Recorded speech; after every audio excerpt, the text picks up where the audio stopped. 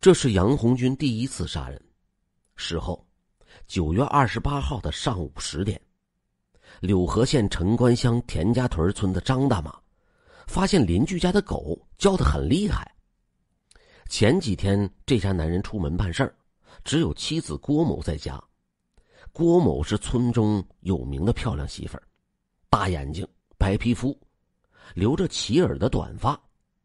郭某很勤快，平时一大早就起来喂鸡喂狗做家务了。现在都10点了，怎么还不喂狗呢？张大妈就觉得很奇怪，去敲了敲他家的门，谁知道门根本就没有锁，一推就开了。张大妈就走进了院子，发现被拴在院子里的大黄狗对着屋内狂叫不止，就像是疯了一样。张大妈就更奇怪了，这大黄狗平时温顺的很少乱叫，今天这是怎么了呢？张大妈推开内屋的门，刚看了一眼，顿时就吓得坐到了地上。年轻的郭某已经被人给杀死在炕上，现场惨不忍睹。郭某颈动脉被人一刀给切断，鲜血将被子全部浸透，在炕上形成了一个惊人的血泊。血液已经凝固，看来郭某已经死了很久了。看来大黄狗是闻到了这血腥味才狂叫不止的。郭某的衣服被用刀给割开了，全身一丝不挂。张大妈仔细一看，发现郭某的腹部竟然被人用刀尖给抛开了，五脏六腑留在了身体外面。张大妈一辈子没见过这么惨的事情，一时间失去了知觉，靠在门框上就晕了过去。也不知道过了多久，张大妈才醒了过来。她又忍不住看了一眼郭某的尸体，又发现了更可怕的事情。郭某的胸口和下体血肉模糊，一对乳房和阴部被人给割走了。张大妈吓得是魂飞魄散，再次晕了过去。直到张大妈老伴找来人推醒了张大妈，张大妈才大哭大叫的喊救命。张大妈受到了严重的惊吓，差点精神失常，断断续续住了1年的医院才缓过来。这个案件杨红军并没有感觉害怕，而是后悔呀。后悔什么呢？我早就该这么做了啊，这么干多爽啊，比扎屁股可过瘾多了。以前就是太心慈手软了。这个案子呢一直也没有查出来，就这么搁置了。随后杨红军就继续他自己的生活，他时刻盯着美女的动向，就专门找好看的盯着，长得不好看的他都没有兴趣。他就觉得他这辈子就是美女的克星。2个月以后，大约在12月份左右，他去柳河县向阳镇大兴村给人做零活。正在干活的时候，他突然看见这村子里面来了2个美女，穿着很时尚。他就问一起干活的，哎，我说你看看这俩女长得挺漂亮的啊。这时候门旁边有一个村里的人就说，哎呀，他俩是小姐啊，就是干那活的。当小姐这一句话说出来的时候，杨红军脸色一变。这2个女的，一个叫做程红，一个叫做程波，姐妹2个在外面辛苦的1年，赚了点钱，准备回家过年了。杨红军一听说是小姐，立马他就来气了，这得骗了多少人的钱呢？回家过个年，带着金项链，还大包小包的，那他妈都是害人赚的钱。给杨红军恨得不行，这2个人都得死。回头他就找到了这2个女的的家，然后记在了心里。但是杨红军并没有立刻就杀。杨红军觉得自己有点小聪明，如果立马动手，事后可能会怀疑到他头上。那么他就想，我还是多攒几个人吧，省得总缺人傻。我找个10个8个的女的，都记好了他们住在那里，然后过一阵子集中动手，那个时候就没人记得我了。即使记得，这几个月那也都忘了我长什么样了。这么做既安全又可以一次的过足瘾，我一堆儿傻。这就跟很多人嗑瓜子儿一样，他先扒一堆儿，然后一起吃，是一个道理。就这样一个个的攒，反复的踩点，一共攒了10几个人。时间也到了1998年4月份，距离上次杀人已经过去半年了。为什么在这个时间动手呢？有一个重要问题跟大家说一下。杨红军他想要入室作案，他自己觉得最好是在夏天。夏天大家都开着窗户，很容易进去。要是冬天的话，在东北都会把门窗封闭得很好，有的在外面还蒙上了一层塑料布来保温，所以不好进屋。如果他想要杀人，那至少也要在春天才好撬开门窗。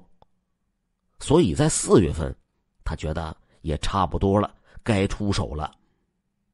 他首先选择的就是程红、程波。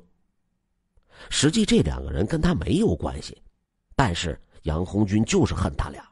这个时间是4月2号的晚上11点多，杨红军骑着摩托车先来到了程红家。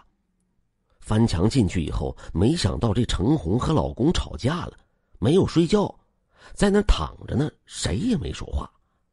杨红军刚刚钻进半个身子，屋里那老爷们就听见了动静，然后嗷的一声，给杨红军吓得撒腿就跑。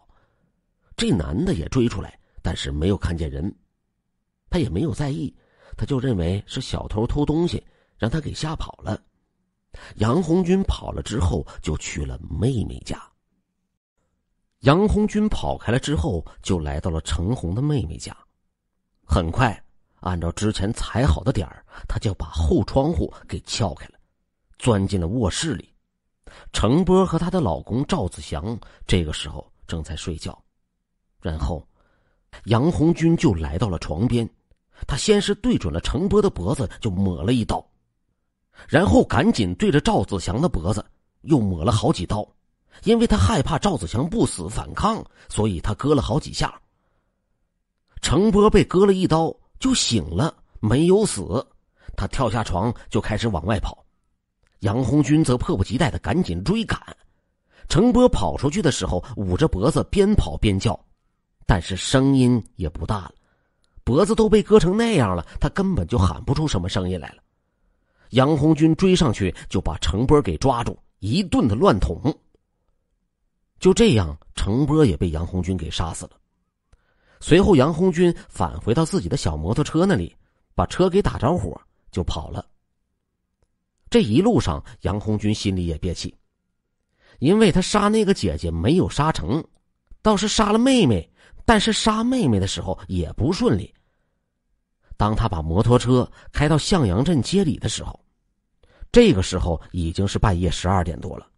这个时候在大街上，杨红军就遇见了一个女的在走路。这个女的叫做王波，30多岁。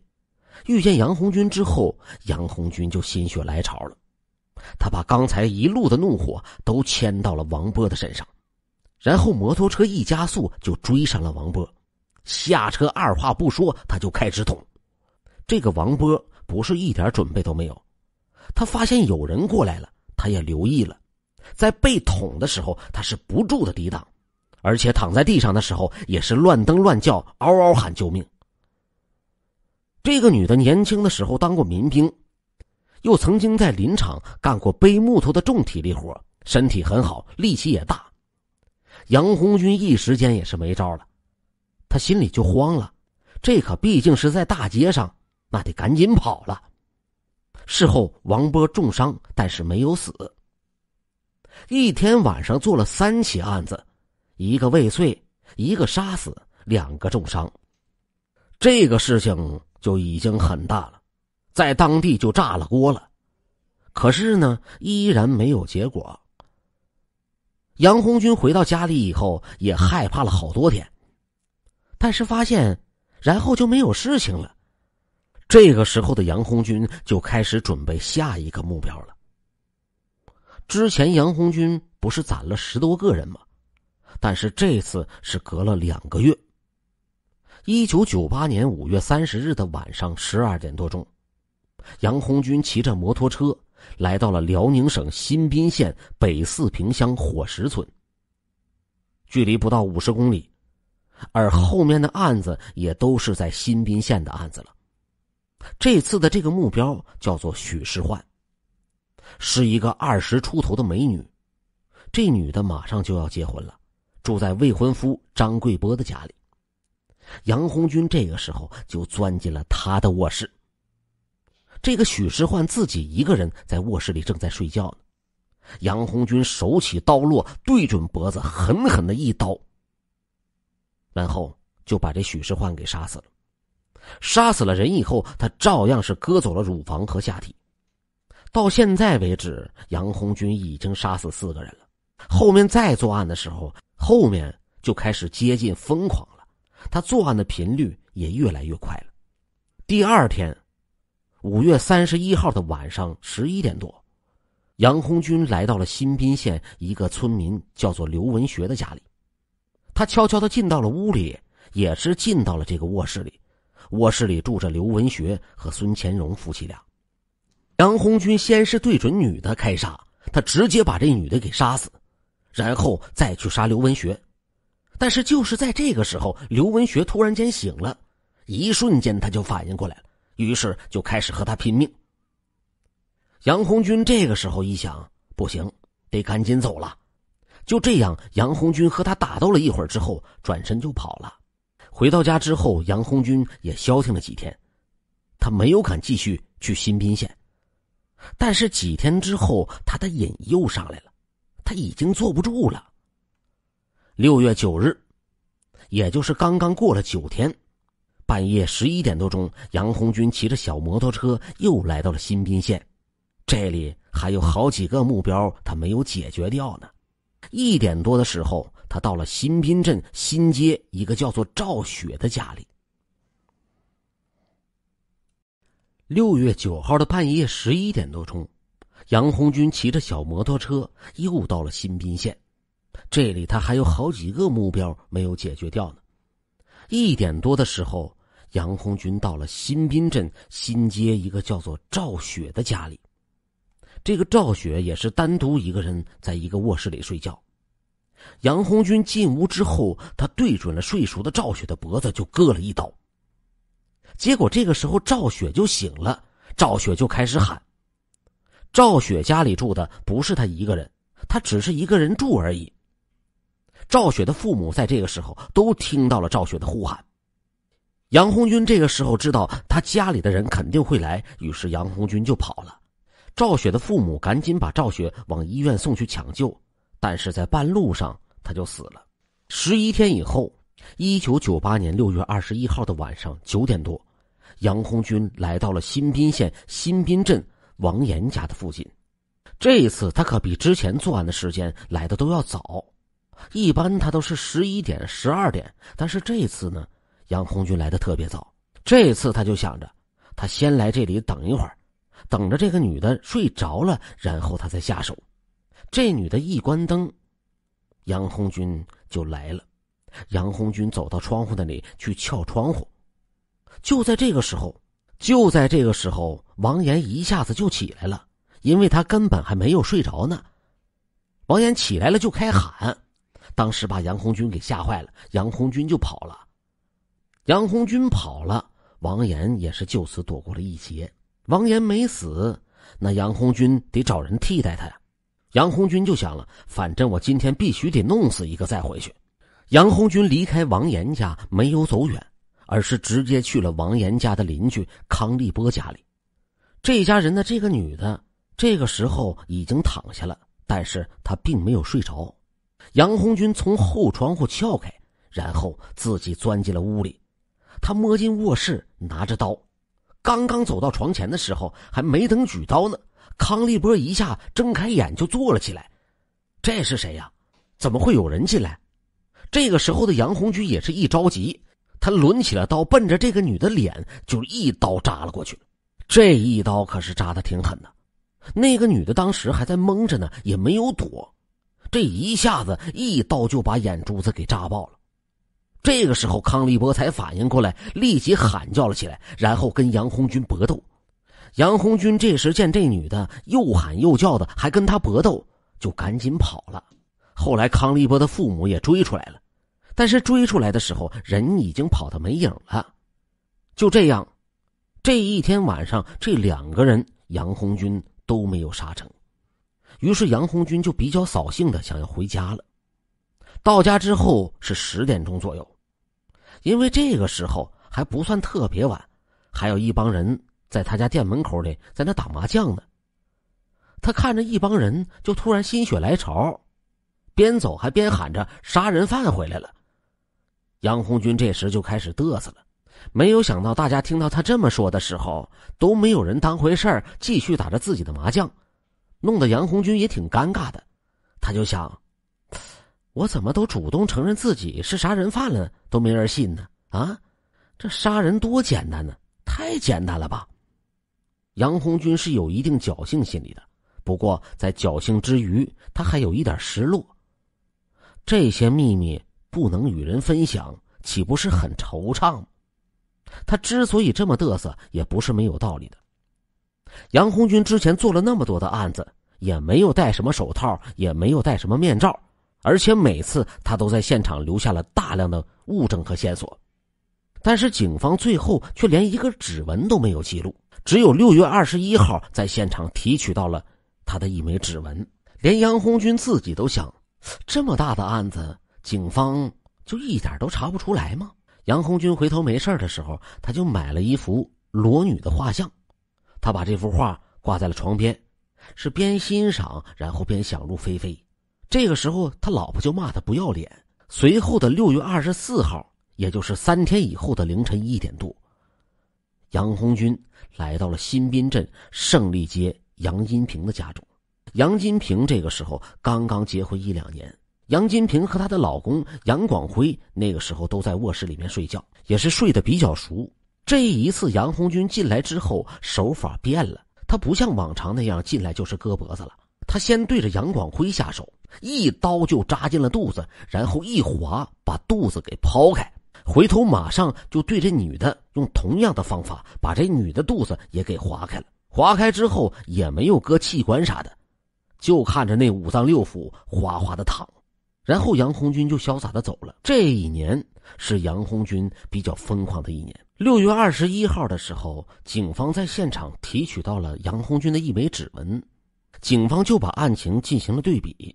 这个时候警方的重点就开始查这枚指纹，核对指纹，上边也分配了任务，基本上要挨家挨户的进行核对，身高1.7米以下的都要核对。那么这项工作就肯定会调查到杨红军家这一片，但是当时管片的这个民警呢，并没有上门，而是用广播通知了一下，也就拉倒了。所以说杨红军根本没有去，他就躲过去了。不止这一次，杨红军还躲过了好几次。摩托车这条线索，当时的警方也在查。杨红军所在的这个地方有一个客运派出所，这个所长带着2个客运管理人员，但是这个管理人员呢，并不是警察，他们负责在向阳林场排查所有的摩托车。但是工作进行了几天，这个所长家里呢，突然有事就走了，就把这个事情交给了2个客运管理人员。结果这2个小子当时真发现了杨红军家里有摩托车，他们并没有去找杨红军，听说杨红军家里面有摩托车，也没有做汇报，只是拿笔记录了一下杨红军家里有摩托车，也就完事儿了。要不然杨红军早在4月20号那个案子就被抓了。这也是基层人员的不负责任，导致了杨红军一直都在一个地方作案，还就一直都抓不着这个结果。其实杨红军也害怕了好几个月。之后呢，案子并没有破，冬天也到了，咱们说过冬天入室太难，所以杨红军冬天就不作案了，他就冬眠了。今年夏天的连续作案让他得到了巨大的满足，于是杨红军就决定先休息了，等来年夏天再说， 1998年就这样过去了，转眼就来到了1999年。1999年也过去了大半年，已经是春暖花开的时候了。对于作案的欲望已经没有那么强烈了。这个就好比人的酒瘾一样，去年你是天天的作案，就相当于人天天的喝酒，一顿不喝你就受不了。但是到了冬天的时候，就相当于他出于什么原因就开始戒酒了，一戒就是半年没有碰过酒。但是这个时候他要是看到酒瓶子还是要忍不住的喝两口，是一个道理的。到了1999年的夏天，杨红军就忍不住了。到了1999年的夏天，杨红军就有些忍不住了。1999年5月31号的晚上10点，杨红军骑着摩托车来到了吉林省梅河口市水稻镇爱林村，这里距离柳河县并不远。这次杨红军也没有提前踩点，而是选择随机作案，因为他觉得提前踩点实在是太麻烦了，而且现在他的标准也降低了，也不用非得是美女了，就是中年妇女那也行，只要是个女的就行。之前他也杀过男人，但是那些都是顺便杀的，他的最主要目标还是女人。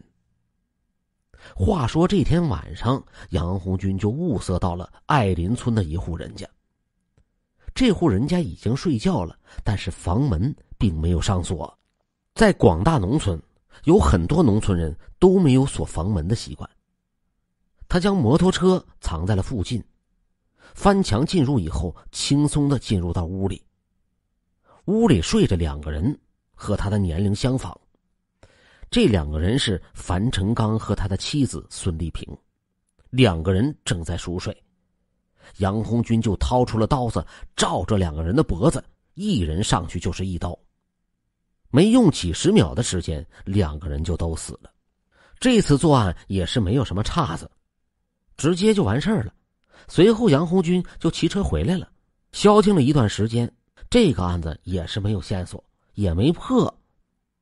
这次作案就像是好久没有碰酒的人了，上来就来了这么一杯，哎呀，这个滋味就是得劲儿啊，浑身他都舒畅。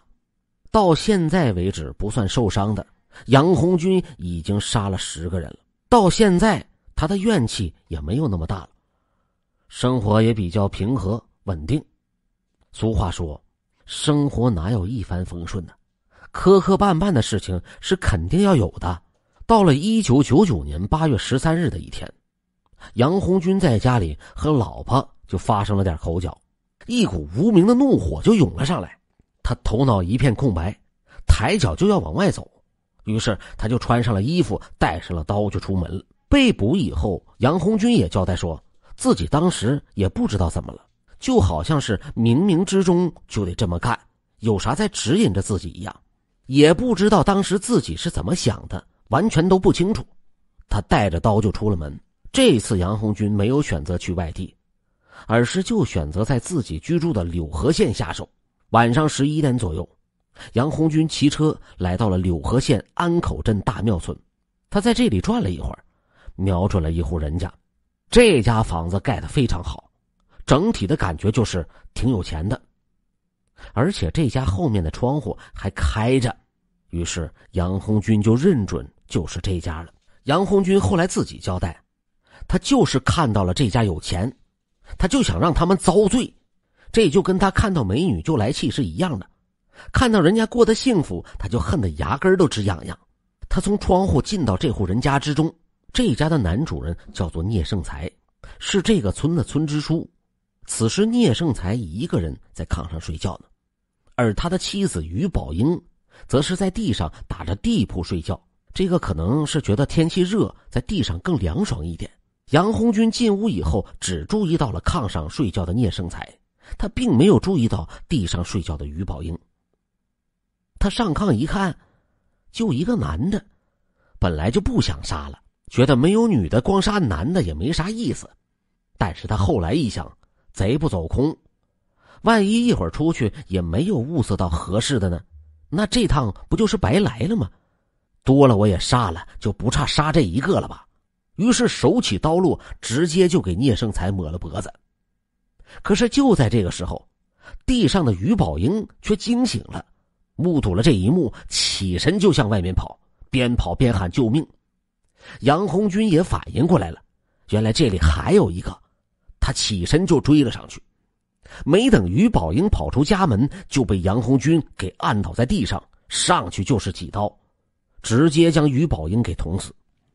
这下杀了女人了，杨红军也满足了，于是杨红军就骑着小车回家睡觉了。这次又是2条人命，这一次现场被警察又采集到了1枚指纹，算上98年那起案件，再加上8月13号这一起，他一共被提取到了2枚指纹。经过对比，2次案件是同一人所为，这算是连环作案了。于是警方便加大了追查力度，很多媒体报道也将其称之为813大案。到这个时候，杨红军也知道事情闹大了。这次杀了一个村支书之后的一段时间，杨红军一直都没有作案。夏去秋来，单位的家属楼盖完了，他分到了一户2室1厅60多平米，开始搬家装修。这件事情让杨红军非常高兴，这一忙活就没有时间再去杀人了。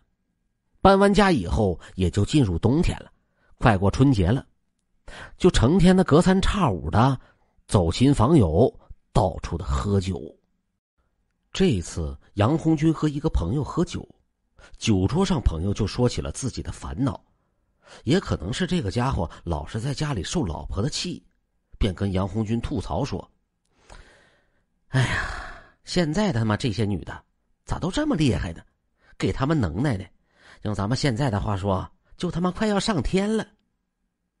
杨红军一看这哥们这么说，便嗤笑道：哼，那是你们窝囊废，女的就得我来治他们，越是漂亮的女的越是不能惯着。这个朋友听的也是云里雾里的，他就以为杨红军这么说，那肯定是在家里边没少打老婆，或者在这里吹牛逼。但是他没有想到杨红军说的是真的，说明这个杨红军觉得自己这些年杀人的事件，他觉得非常满足和非常骄傲。2000年4月份，警方对813系列案件加大了排查力度。虽然距离813案件过去了半年多，但是案件性质也是比较恶劣的。在2000年3月，此案被定为全国10大刑事案件排行第3。同时，刑侦专家汇集到了柳河县来调查此案。警方设定了排查方案，调查柳河全县全部符合男子条件的，一定要挨个排查。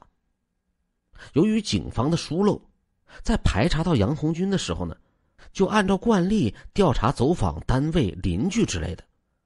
大家也都一致反映，说是杨红军这个人平时挺随和的，脾气也好，也不惹事儿。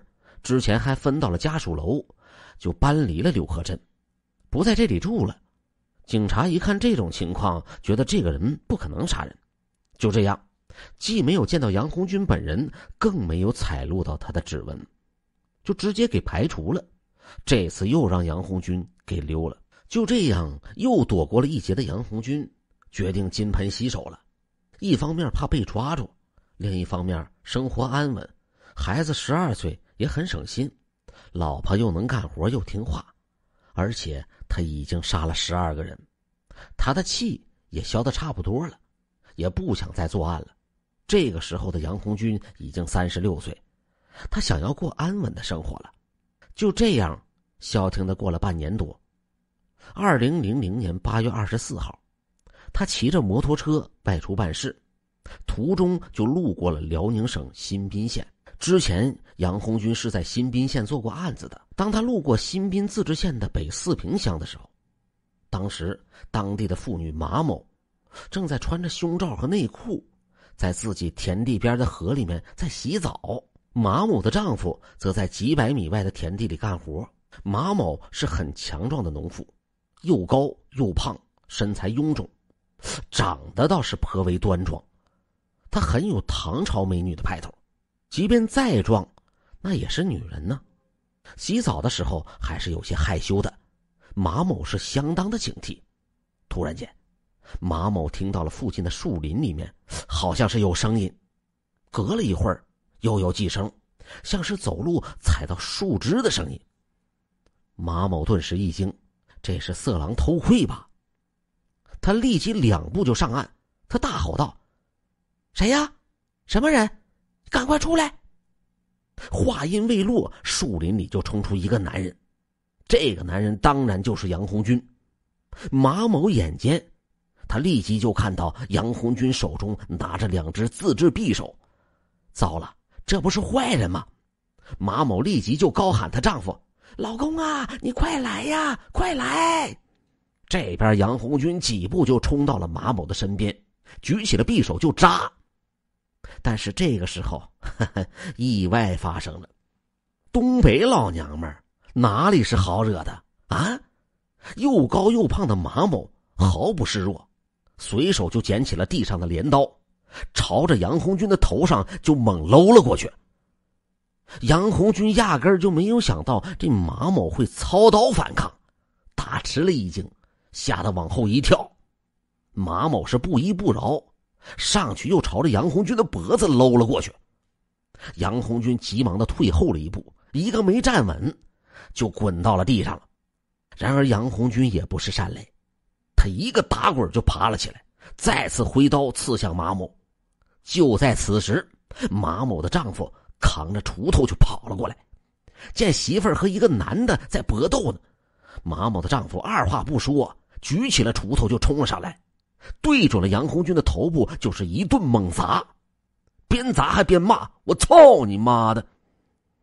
杨红军见马某夫妇是如此的凶悍，气势上顿时就泄了，加上马某丈夫手中的锄头很长，这杨红军只有2只短匕首，怕是斗不过他，那只能逃命了。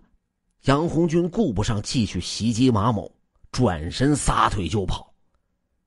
马某这老娘们真是厉害，挥舞镰刀追上去是一顿要砍呢。杨红军此时已经吓尿了，他也顾不上和马某搏斗了，一溜烟的跳上了一辆摩托车，慌不择路的驾车冲了出去。马某和丈夫无法追上摩托车，只得赶快报警。民警迅速的赶到现场，根据足迹来推算，这就是之前那个杀人变态恶魔。有2点，首先是摩托车，铃木的摩托车没有牌照，而且牌照的位置上放置了一块红色的胶皮。第二是描述了一下男子的体貌特征。于是警方开始重点排查摩托车，没有牌照的铃木车，重点是车牌照的位置上有红色的胶皮。3天以后，11月8日，通化刑警队来到了杨红军所在的村子，挨家的排查，看谁家有这样的摩托车。走访到杨红军家，这已经是这次排查的第51辆摩托车。杨红军正好在家，警察先看了摩托车，发现这摩托车跟描述的一样。再一看杨红军这个人，黑瘦，身高不到1.7米，刀条脸儿，长相也符合，便让杨红军跟警察走一趟，配合调查。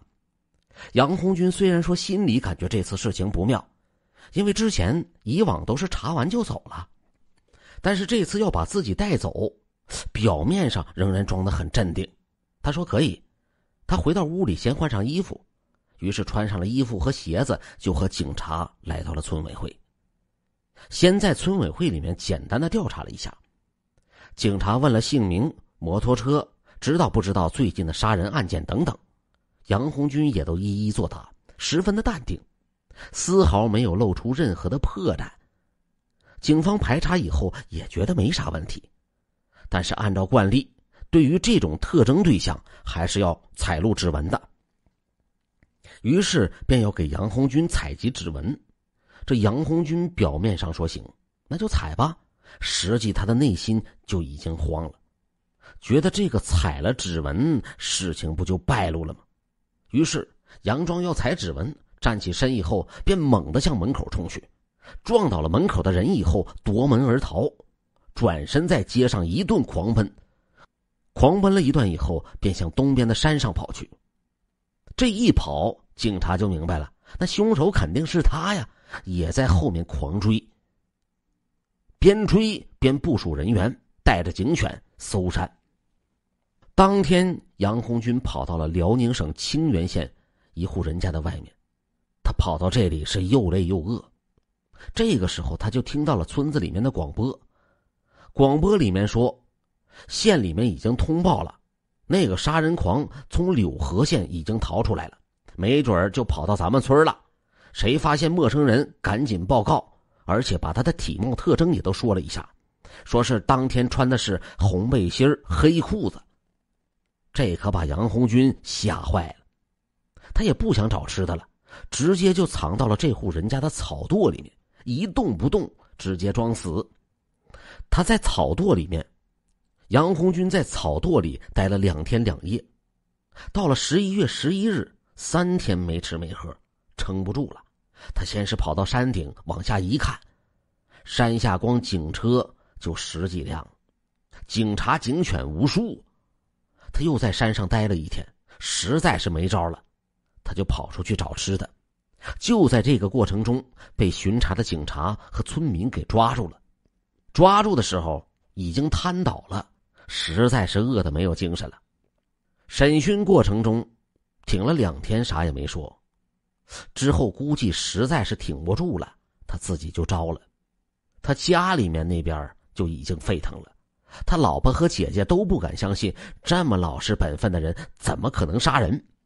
警察告诉杨红军的家属说他都已经交代了，但是家属都不相信，特别是他姐姐，去公安局一顿的作闹，说他弟弟不是这样的人，就算是招了也是被警察屈打成招的，要去告他们，回头要找律师，要打官司。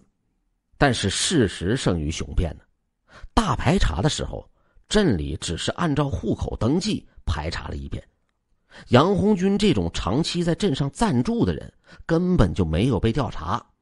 其实如果林场方面或者是派出所任意一方负责任，查清楚杨红军的去向，去查一下他的指纹，早就将杨红军给捉住了，后面几个人也不会死。后来又发现，虽然上面一再强调必须挨家挨户查指纹，但是派出所仍然只是用大喇叭通知适龄男性自行去接受检查，这就导致了不少人根本就没有查过指纹。吉林警方的总结中写道，这体现了对工作的极端不负责任。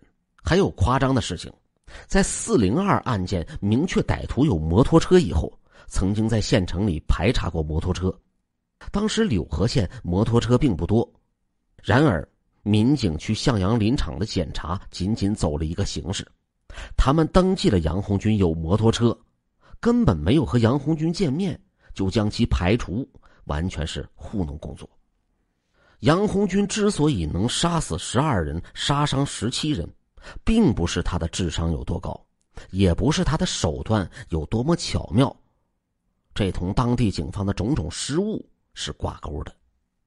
2001年1月15日，通化市中级人民法院破例在柳河县开庭审理，杨红军共杀死12人，杀伤17人，附带5起抢劫案，以及无故杀伤几头耕牛。因为没有得到抢劫的资料，所以抢劫的事情咱们就不讲了。最终判决杨红军死刑，罚款1万元。2001年4月18日，杨红军被押赴刑场执行枪决。